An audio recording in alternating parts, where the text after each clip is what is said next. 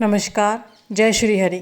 स्वागत है आप सभी का हमारे YouTube चैनल दिव्या एस्ट्रो में और मैं हूं आप सभी के बीच दिव्या। आज की इस वीडियो में हम सभी पुरुषोत्तम मास के महात्म्य का 19वां अध्याय करने जा रहे हैं।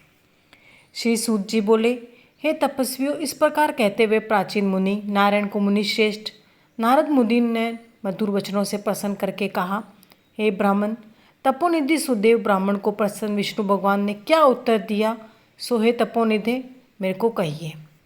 तब श्री नारायण बोले, इस प्रकार महात्मा सुदेव ब्राह्मण ने विष्णु भगवान से कहा। बाद भक्त वत्सल विष्णु भगवान ने वचनों द्वारा सुदेव ब्राह्मण को प्रसन्न करके कहा, हरि भगवान बोले, हे द्विजराज, जो तुमने किया उसको दूसरा नहीं करेगा। जिसके करने से हम प्रसन्न हुए उसको आप नहीं जानते हैं। यह हमारा प्रिय पुरुषोत्तम मास गया है। स्त्री के सहित शोक में मग्न तुमने उस पुरुषोत्तम मास की सेवा की। हे तपोनिधि, इस पुरुषोत्तम मास में जो एक भी उपवास करता है, हे द्विजोत्तम, वह मनुष्य अनंत पापों को भस्म कर विमान से वैकुंठ लोक को जाता है। सो तुमको 1 महीना बिना भोजन किए बीत गया और असमय में मेघ के आने से प्रतिदिन प्रातः मध्याह्न साय तीनों काल में स्नान भी अनायास ही हो गया। हे तपोधन, तुमको 1 महीना तक मेघ के जल से स्नान मिला और उतने ही अखंडित उपवास भी हो गए। शोक रूपी समुद्र में मग्न होने के कारण ज्ञान से शक्ति से हीन तुमको अज्ञान से पुरुषोत्तम का सेवन हुआ। तुम्हारे इस साधन का तोल कौन कर सकता है।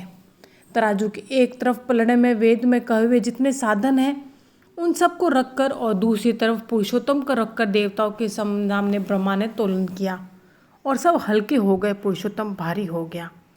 इसलिए भूमि के रहने वाले लोगों से पुरुषोत्तम का पूजन किया जाता है। हे तपोधन, यद्यपि पुरुषोत्तम मास सर्वत्र है, फिर भी इस पृथ्वीलोक में पूजन करने से फल देने वाला कहाँ है। इससे हे वत्स, इस समय आप सब तरह से धन्य हैं, क्योंकि आपने इस पुरुषोत्तम मास में उग्र और परम दारुण तप को किया। मनुष्य शरीर को प्राप्त कर जो लोग श्री पुरुषोत्तम मास में स्नान दान आदि से रहित रहते हैं, वे लोग जन्म जन्मांतर में दरिद्र होते हैं। इसलिए जो सब तरह से हमारे प्रिय पुरुषोत्तम मास का सेवन करता है, वह मनुष्य हमारा प्रिय, धन्य और भाग्यवान होता है। श्री नारायण बोले, हे मुने जगदीश्वर, हरि भगवान इस प्रकार कहकर गरुड़ जी पर सवार होकर शुद्ध वैकुंठ भवन को शीघ्र चले गए। सपत्नीक सुदेव शर्मा पुरुषोत्तम मास के सेवन से मृत्यु से उठे हुए सुखदेव पुत्र को देखकर अत्यंत दिन रात प्रसन्न होता भैया। मुझसे अज्ञानवश पुरुषोत्तम मास का सेवन हुआ और वह पुरुषोत्तम मास का सेवन फलीभूत हुआ, जिसके सेवन से मृत पुत्र उठ खड़ा हुआ। आश्चर्य है कि ऐसा मास कहीं नहीं देखा। इस तरह आश्चर्य करता हुआ उस पुरुषोत्तम मास का अच्छी तरह पूजन करने लगा। वह सपत्नीक ब्राह्मण श्रेष्ठ इस पुत्र से प्रसन्न हुआ और सुखदेव पुत्र ने भी अपने उत्तम कार्यों से सुदेव शर्मा पिता को प्रसन्न किया। सुदेव शर्मा ने पुरुषोत्तम मास की प्रशंसा की तथा आदर के साथ शिव विष्णु भगवान की पूजा की और कर्म मार्ग से होने वाले फलों में इच्छा का त्याग कर एक भक्ति मार्ग में ही प्रेम रखा। श्रेष्ठ पुरुषोत्तम मास को समस्त दुखों का नाश करने वाला जानकर उस मास के आने पर स्त्री के साथ जप हवन आदि से श्री हरि भगवान का सेवन करने लगा। वह सपत्नी श्रेष्ठ ब्राह्मण निरंतर 1000 वर्ष संसार के समस्त विषयों का उपयोग कर श्री विष्णु भगवान के उत्तम लोक को प्राप्त हुआ। जो योगियों को भी दुष्प्राय है, फिर यज्ञ करने वाले को कहाँ से प्राप्त हो सकता है। जहाँ जाकर विष्णु भगवान के सन्निकट वास करते हुए शोक के भागी नहीं होते हैं, वहाँ पर होने वाले सुखों को भोगकर गौतमी तथा सुदेव शर्मा दोनों स्त्री पुरुष इस पृथ्वी में आए। वहीं तुम सुदेव शर्मा इस समय दृढ़धनवा नाम से प्रसिद्ध पृथ्वी के राजा हुए। पुरुषोत्तम नाम के सेवन से समस्त रिद्धियों के भोक्ता हुए। हे राजन, यह आपके पूर्व जन्म की पति देवता गौतमी ही पटरानी है। हे भूपाल, जो आपने मुझसे पूछा था सो सब मैंने कहा। और शुक पक्षी तो पूर्व जन्म में जो पुत्र सुखदेव नाम से प्रसिद्ध थे और हरि भगवान ने जिसको जिलाया था, वह 12,000 वर्ष तक आयु भोगकर वैकुंठ को गया।